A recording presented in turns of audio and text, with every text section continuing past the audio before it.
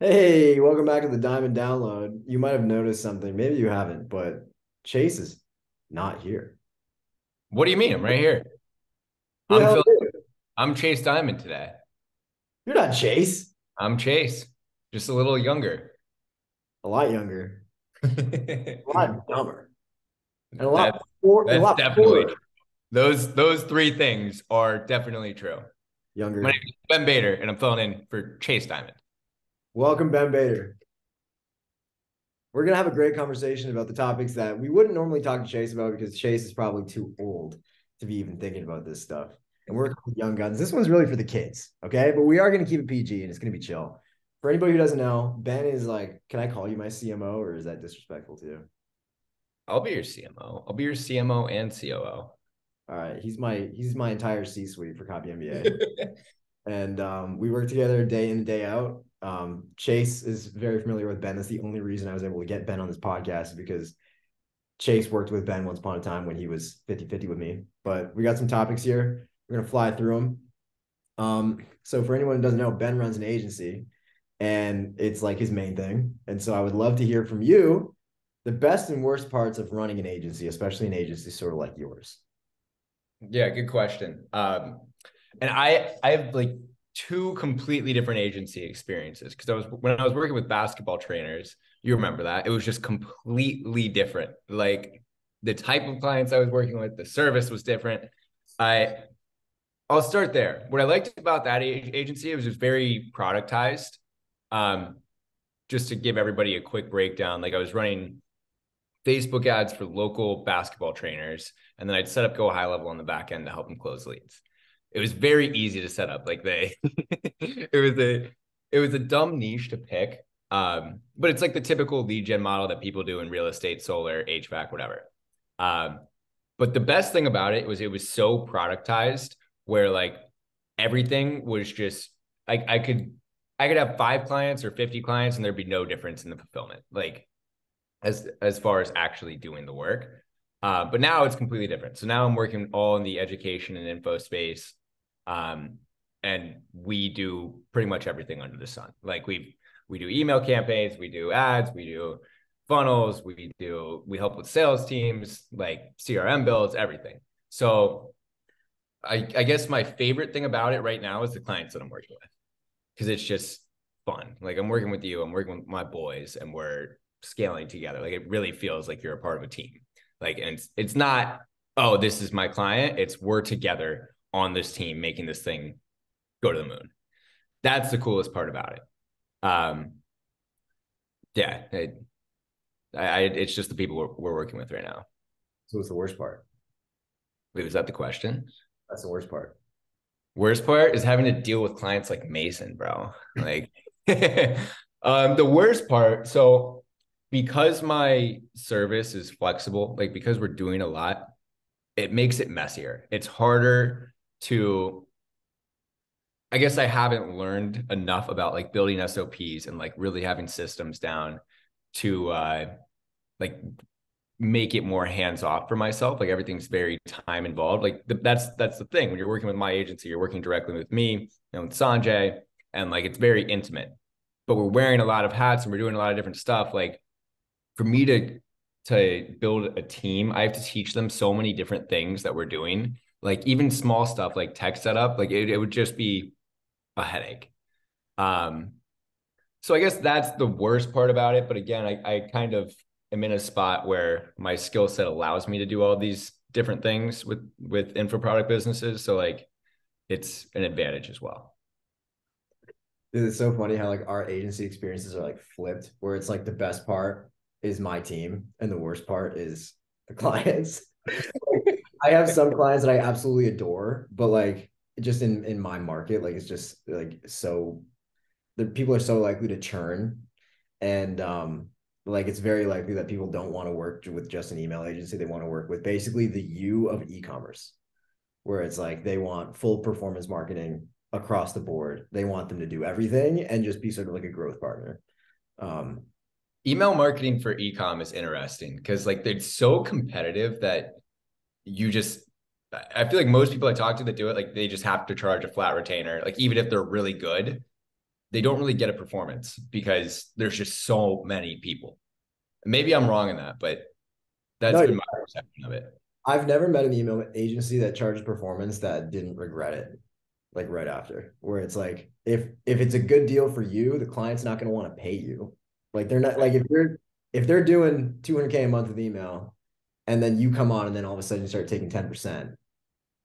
Like all of a sudden now they're just charging you, or you're charging them 20. Like people will do that, which makes literally no sense. And if they offer the performance thing, then it's a bad deal for you. Where it's like, yeah, I'll give you 50% of my business, and you make $100 a month extra.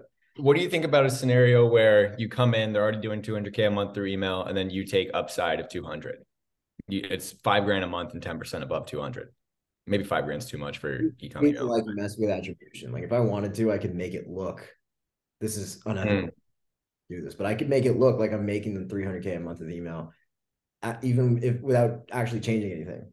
What about using something like Triple Whale, actually our paid sponsor of today's episode? I don't know if we can say that. I'm totally kidding. Not our paid sponsor. Yeah. They haven't paid us anything. We have no obligation to shout out anybody. Wait, who are we paid by? I don't Alex? Yeah. know. Yeah, we're sponsored by Rolex today.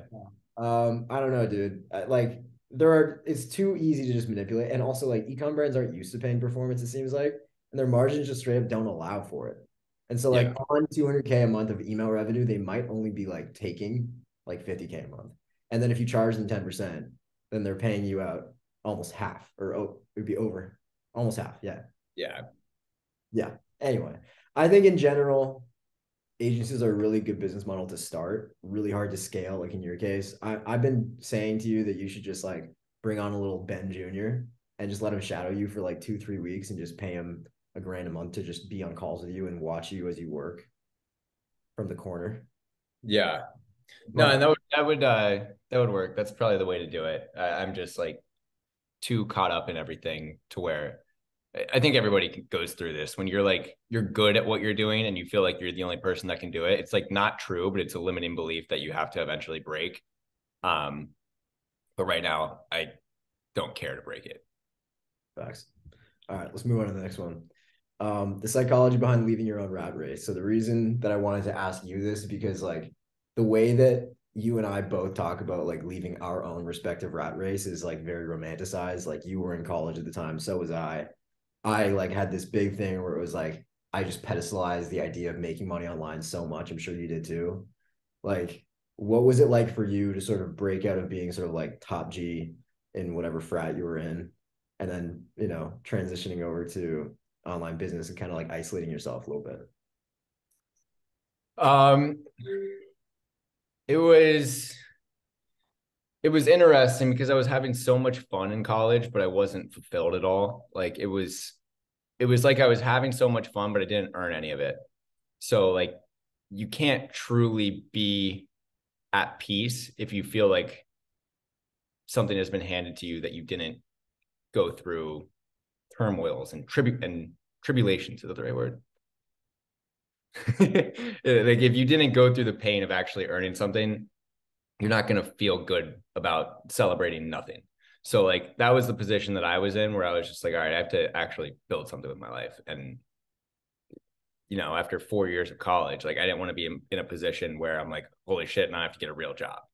Um, so I pretty much just bet on myself. I gave myself a window to where I was making enough money to support myself, but it was still kind of a leap to like get out of college when I did.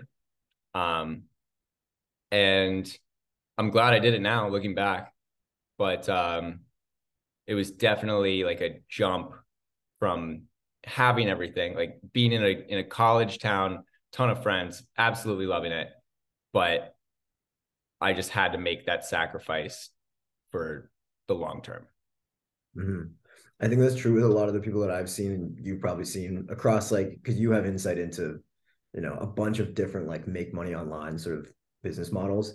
And you probably see that a lot of the students that are in those types of programs, the ones that succeed the fastest are the ones that have the biggest why, right? Like they're the most like desperate to make it work. Like Mm-hmm. you were very motivated to do it because you knew, like, you recognized the importance of fulfillment kind of right away. And so you knew that this was pretty much the only path. For me, it was literally my only path to make six figures without doing some sort of like shitty sales job or working in like a trade, like doing Mhm. something like that. And I didn't want to do that. So like Yeah. the only way for me to work with my brain. And so I thought like if it's not this, then I'm gonna be like sincerely poor for a very long time. And so copywriting was like very easy for me to get started because I had one singular focus. It was all I wanted to do. And Yeah. see people who are like like before I started like at least the inner circle, like I thought that a lot of people that would do really well would be the ones that already had experience. They were making probably six figures in like a sales job or doing something else where they're already kind of printing. And then transitioning to copy would be easy because they already have experience dealing with like people who have money and stuff like that. And they already know what it feels like. So it would be more normal to them. But no, it's usually the people that like are kind of hopeless like us that do. Right. Yeah, I always perform better when my back is against the wall in some way. And like I've had to do that manually. Like I grew up in a good family, good home. Like I could have followed the path and just like lived a happy little life. But I had to put my back against the wall if I actually ever wanted to build anything that I was proud of. And I couldn't just rely on enjoying the normal path. It just wouldn't have made me into a person that I am proud of being.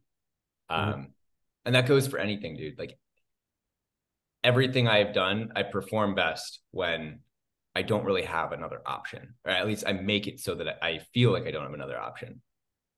And when you're in a scenario where you're you're privileged, like you grew up in like we talk about our friends that grew up really poor, like they had no other option just by default. It's like, okay, if you actually want to make good money and live a cool life, like you have to start a business. Sometimes you have to manually put your back against the wall to to become who you want to be. I agree. Yeah. I mean, like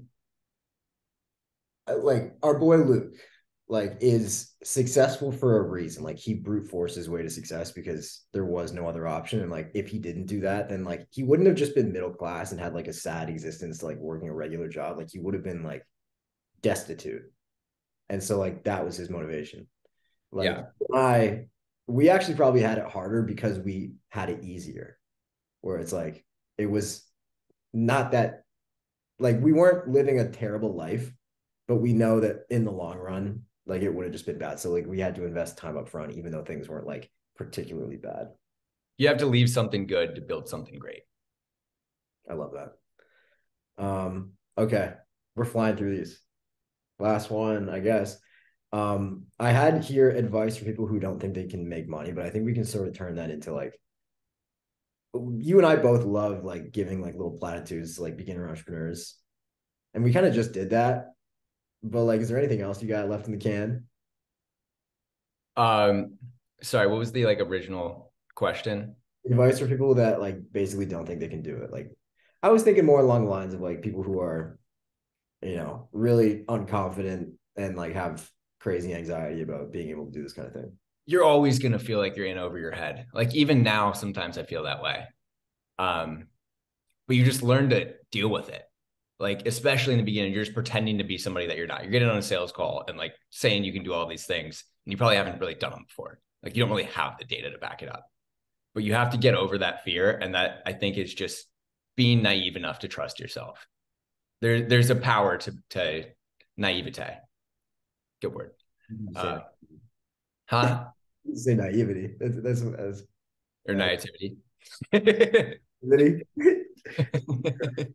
um, uh, yeah, uh, you have to like find this delusional confidence in yourself that I'm not this person that I want to be right now, but if I just pretend to be them long enough, I will become that person. And you will get over that fear and you're going to learn on the fly. You're going to learn how to fly the plane while you are flying the plane. hmm. That's the best way to do it and you have to force yourself into that. And I have a little tidbit on that. So I remember when I went into college, I wasn't going to join a frat. Like if you'd asked me beforehand, I was like, no shot. I'm not doing that. And then like I went to all the rush week parties and I was like, shit, this would be fun. Like I had no idea what I was getting myself into. Because for anybody that doesn't know, like A frat will hold rush week events, and those are like all fun. It's just all parties and stuff. And then if you get in, if you get a bid, you're pledging for 2 to 3 months. And pledging is not fun at all. But the ignorance that I had of like not knowing that got me into it. And if I knew what I was signing up for, I wouldn't have signed up for it. But I ended up doing it because I was already in it. And I was ignorant enough to like not know what the other side actually looked like. So that's the same concept with business. Like think about it in the way that we sell products. It's always like, oh, this is the easy step-by-step system that's going to show you how to go from here to here in 90 days. Right. You're selling the easy part. You're selling the okay, this as long as you follow this, you're not going to fail. And it's true, but there are going to be things that come up. There are going to be challenges. But if you don't position it as that way, where it's like a simple framework to make money online or to get any result, they're never going to start because you can't tell somebody that, hey, this is going to be really hard. It's going to take like really a year to 2 years to make the money that you want to make. And they would never do it. But if you tell them like, hey, if you stick to this, like you're going to find success within a time period. That's how you get people in. And then once you're in it, it's just like, all right, I'm already doing this. Like, why would I back out now? Mm-hmm. Yeah, like the whole like year to 2 year thing, like that's what it if we had to capture like 100% of like 20% of people will get results within like 3-4 months. But like everybody else, it's gonna take them some time. But yeah, you have to like use examples of people who do it really quickly so that they can see that it's even possible for them. Otherwise, they would. I think like I think of responsibility as like a muscle. And like it's one of the things where like you need to be like physically strong, mentally strong, and also another thing that you need to be strong is your level of handling responsibility. And so like if you've never run a business before or like been responsible for your own income, if you're going to be like a freelancer or whatever, like a solopreneur, then like you're not going to really know how to handle it and it's going to feel really hard. But over time, you're going to be like, all right, I'm strong enough in this domain to make 5K a month. And then you're going to like strengthen that muscle even more. And then you're going to be responsible enough to make 10K a month or 20. And then you can feed yourself. And then at one point, you start to have employees and you're responsible for like feeding them and making sure that they have a salary. And like you just learn how to handle more. And like most people who have just kind of had everything handed to them, like even, like they get a scholarship and then they fucking go work a job, where someone's paying them like a decent salary. Like they haven't really had to like push that hard for anything. Like there is no responsibility there. Like they're barely responsible for themselves. Like someone else is responsible for their income.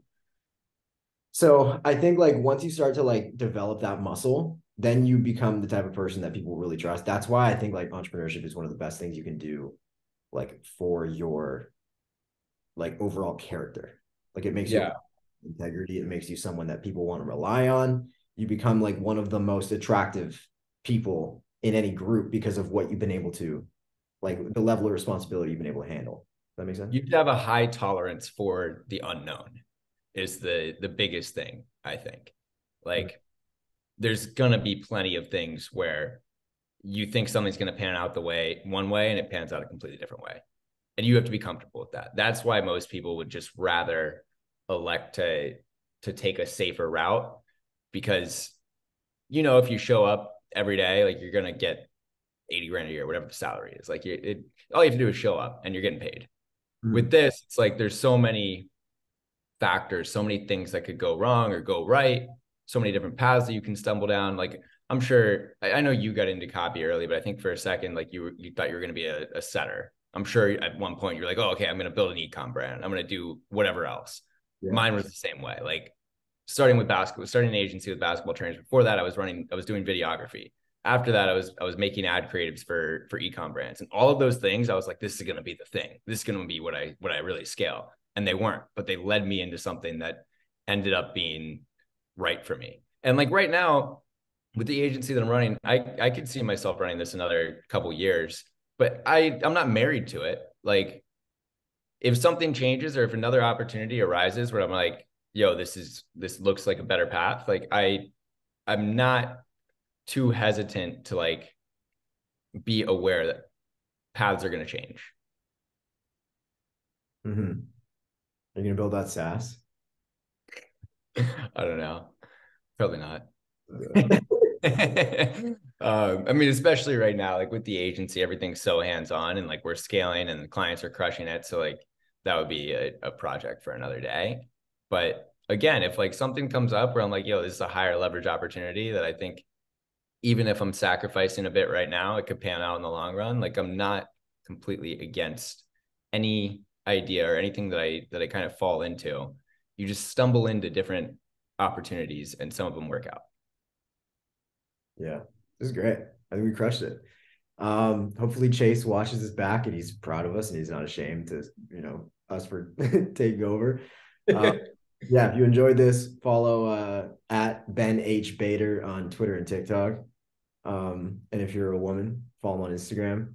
I believe it's and yeah, so I'm at Cardinal Mason, Twitter and TikTok. You can find me on Instagram at Cardinal Mace. Thanks for watching. I'll see you next time.